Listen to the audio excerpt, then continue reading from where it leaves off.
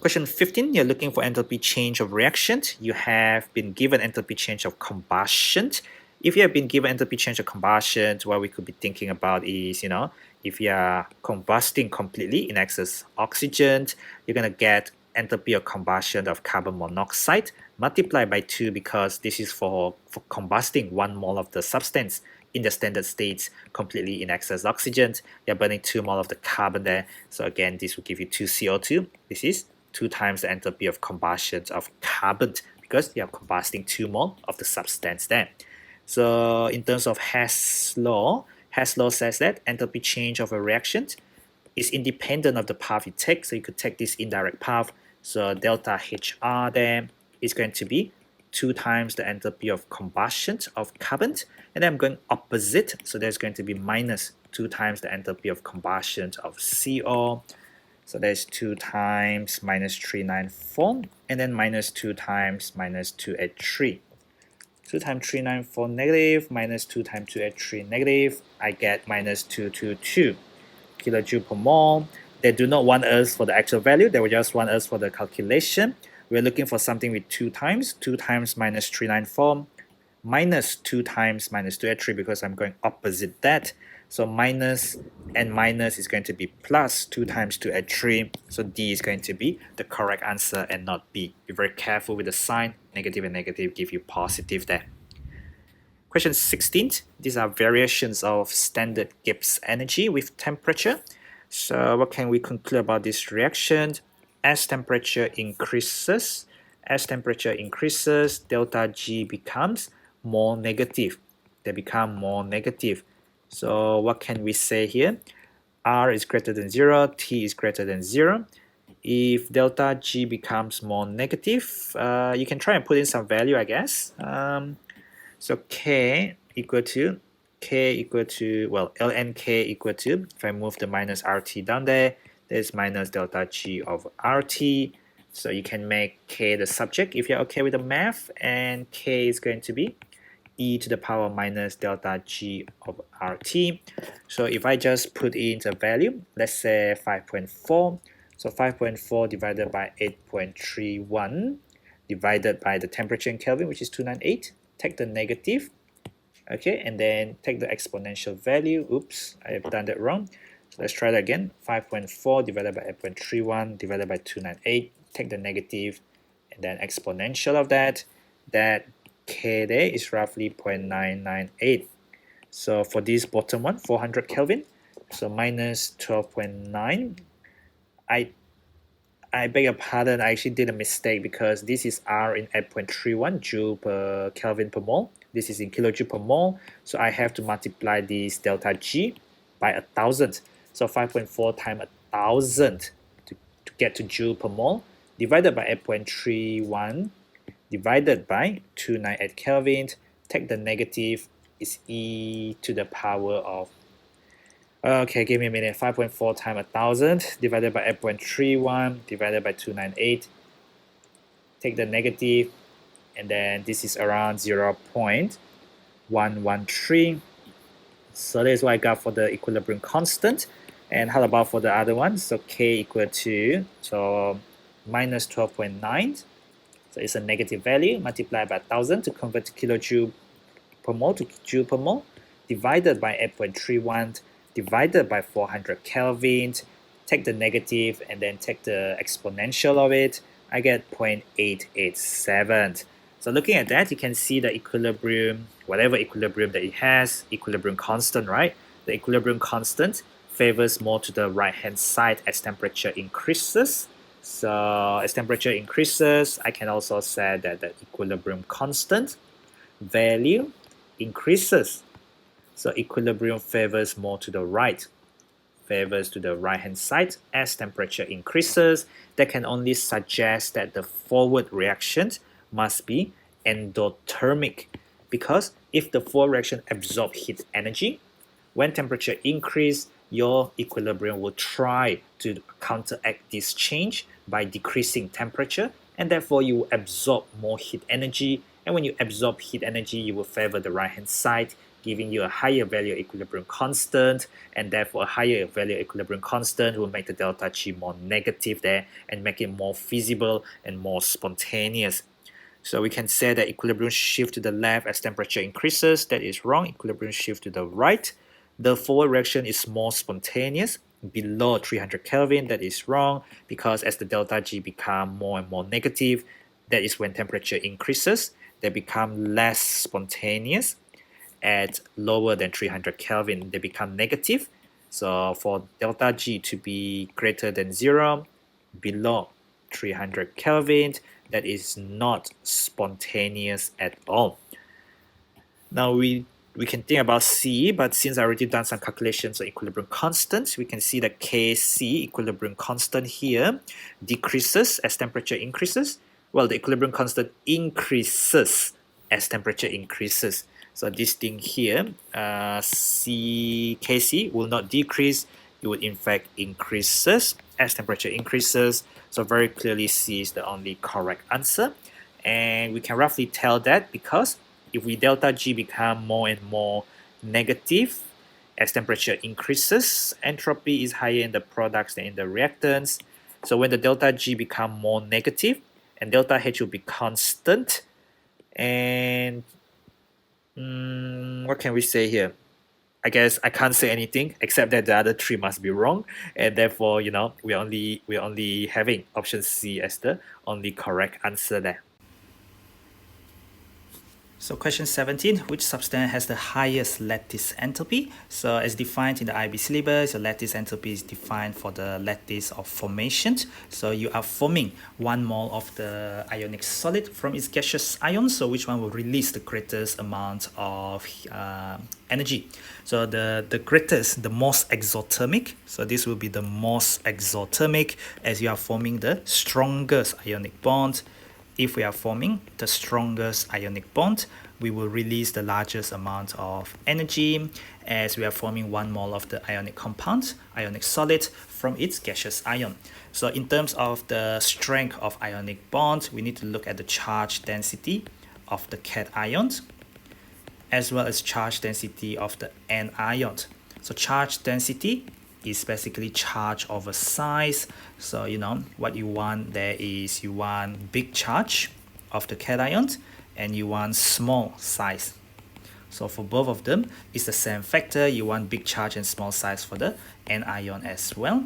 So so we're looking at these two factors there: big charge and small size of cations, big charge and small size of the anion.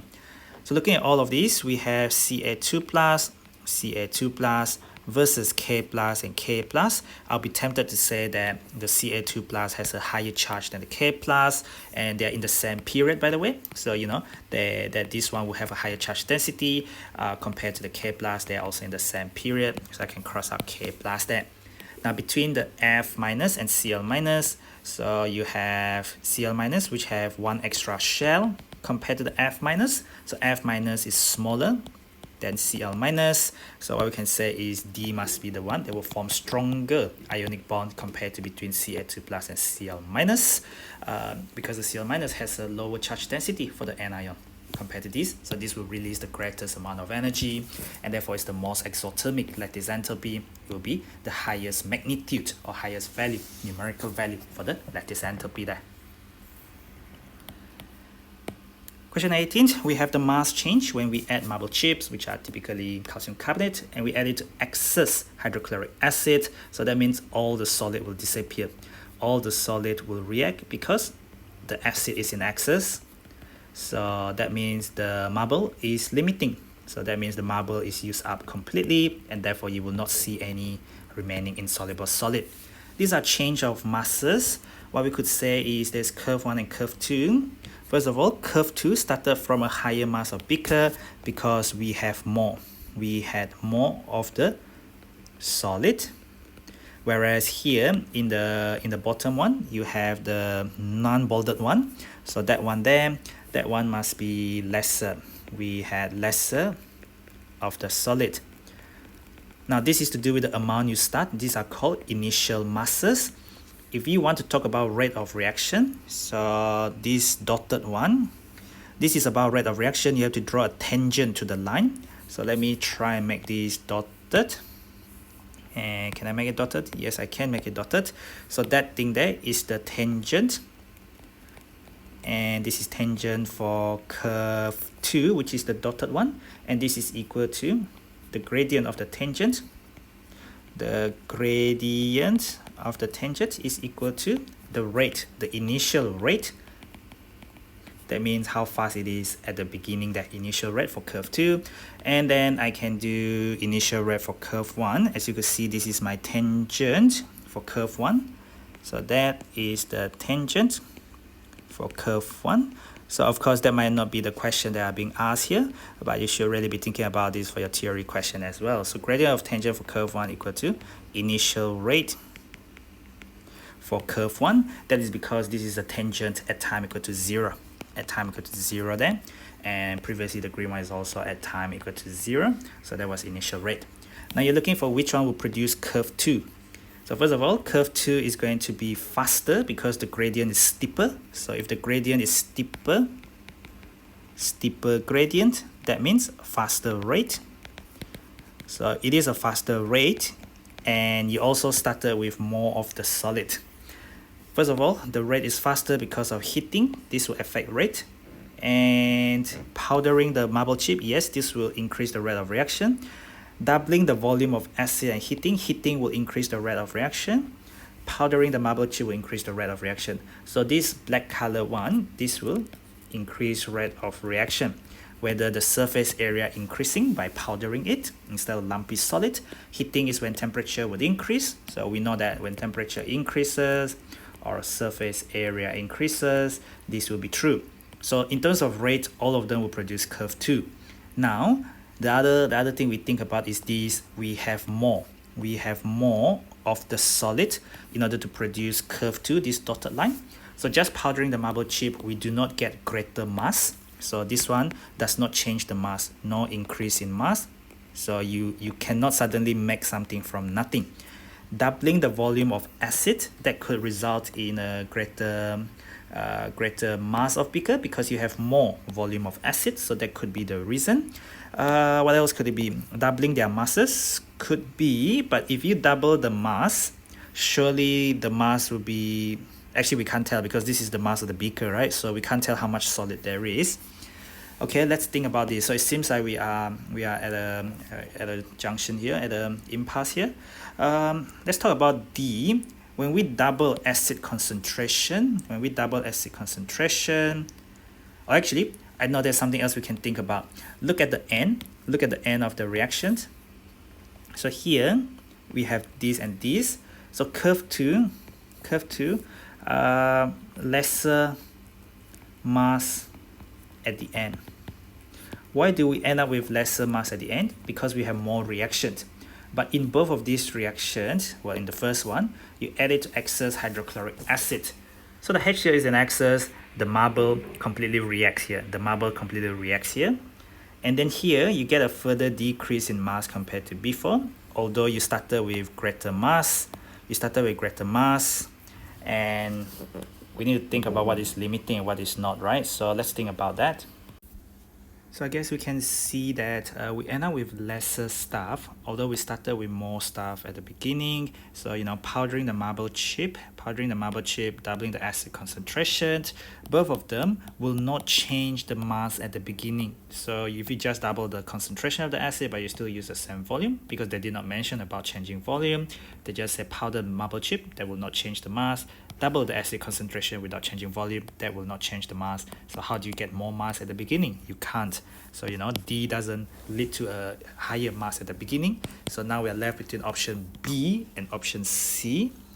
So we have a higher mass at the beginning. So most likely this will be the doubling the mass. Because not only that, because when you double the volume of acid, yes, the mass will potentially increase because you have greater volume of acid, but you also have to consider what happened at the end there.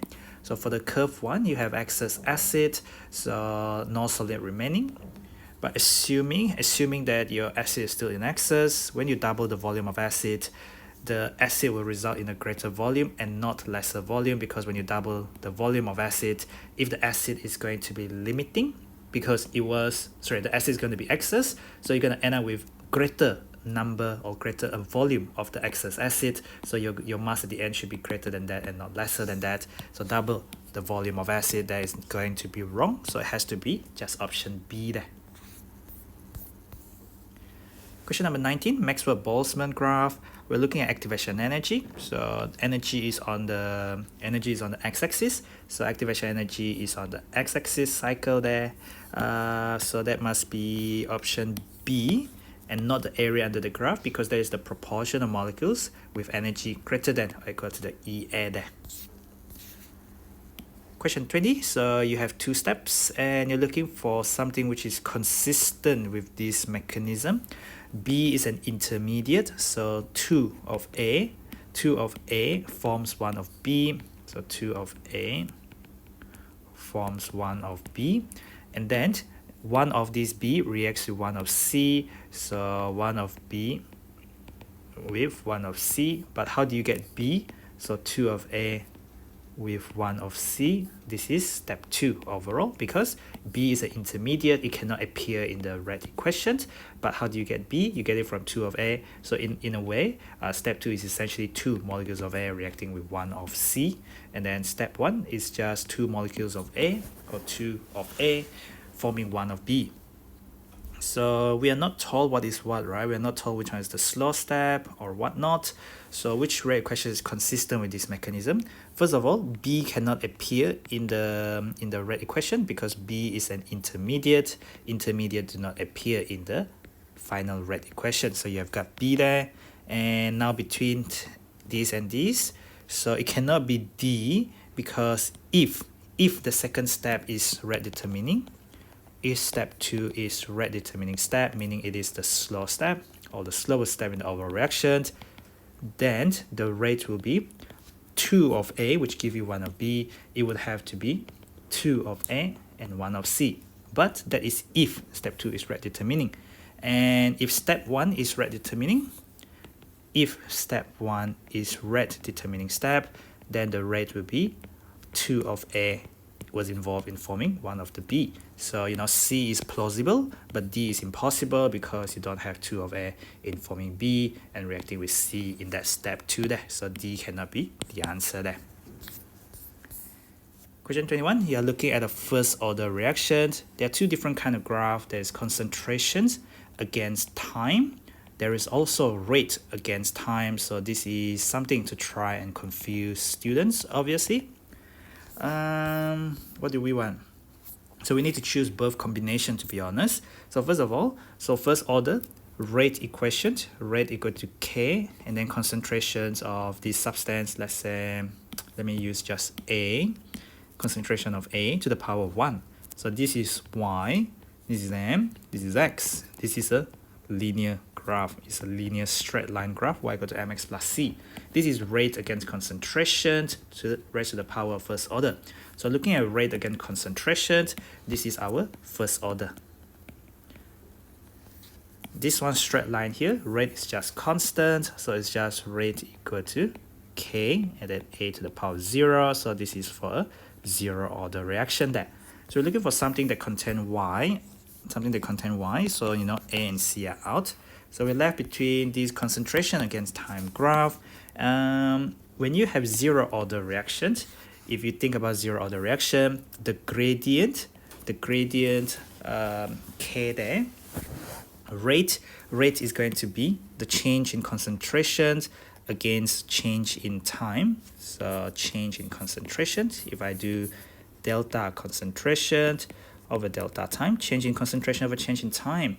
So to get 0 order reactions, that rate, which is this, equal to constant. So the gradient must be constant for a 0 order reaction. So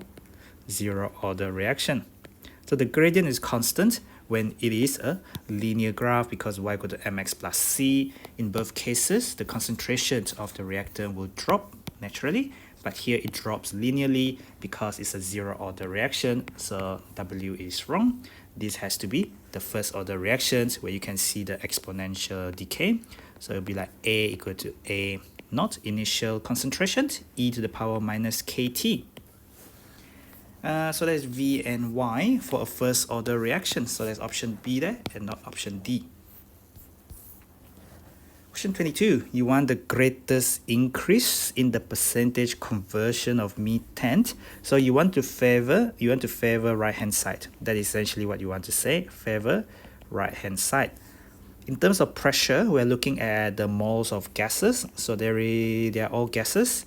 So we can say 2 moles of gas on the left, 2 moles of gases on the left hand side versus 4 moles of gases on the right hand side. So if you have greater number of molecules of gas, this side on the right hand side will exert a greater amount of pressure than the left hand side. So when you increase pressure, let's say you double the pressure, we just go in one direction first. When you increase pressure, what would the equilibrium try to do? The equilibrium tries to decrease pressure because the equilibrium will try to oppose the change in order to go back to equilibrium. How do you decrease pressure? You want to shift to the side with lesser gaseous molecules, so equilibrium will shift backward. And when you shift backward, shift to the left, you will get lesser conversion of the methane. So you want greater conversion of the methane, therefore doubling the pressure is incorrect. It has to be lowering the pressure, halving the pressure, then the equilibrium tries to increase pressure. It will shift to the side with greater number of moles of gases. It will shift to the right. So having done that, A and B are out. Now the proportion of these gaseous reactant H2O, so there's your second one. You talk about Le Chatelier principle as well. So when H2O increases, equilibrium will try to decrease the concentration of H2O gas.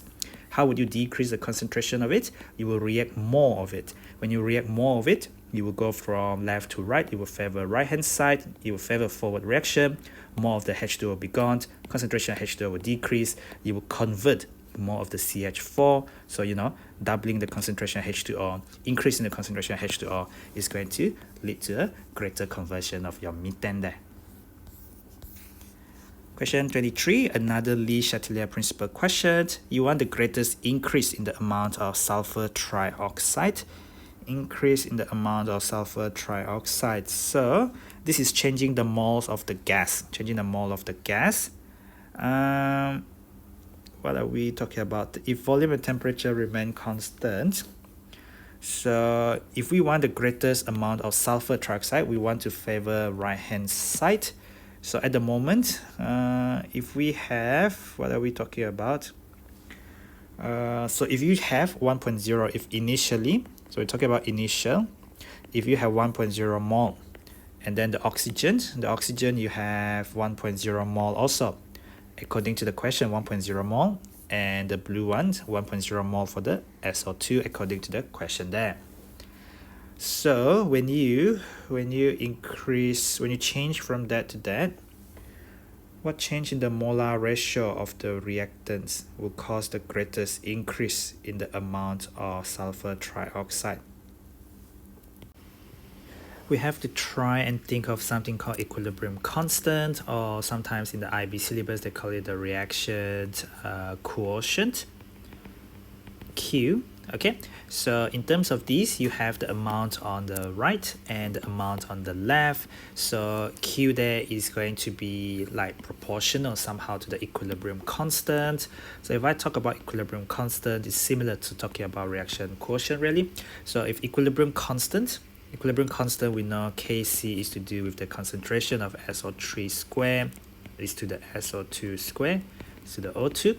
So if you can think about Kc remaining constant as the temperature remain constant, so temperature is the only thing that can affect equilibrium constant, and therefore temperature is the only thing that can affect reaction quotient. So if that is constant, so Kc is constant, so Q is going to be reaction quotient, which is going to be constant. Now in terms of Q, this is going to be the amount of the SO3 is to the amount of the SO2, let's say square, and then the amount of O2. So the volume, they are all remaining constant. So, Q or Kc, this thing is constant. But what do we know about the number at the bottom? So this number at the bottom, we have, and that is what we're going to do. So if the number at the bottom increases, the number on the top has to increase for this to be constant, because Q or the Kc remain constant, right? If the number at the bottom is getting smaller, so that means the number on the top has to get smaller for this to be constant.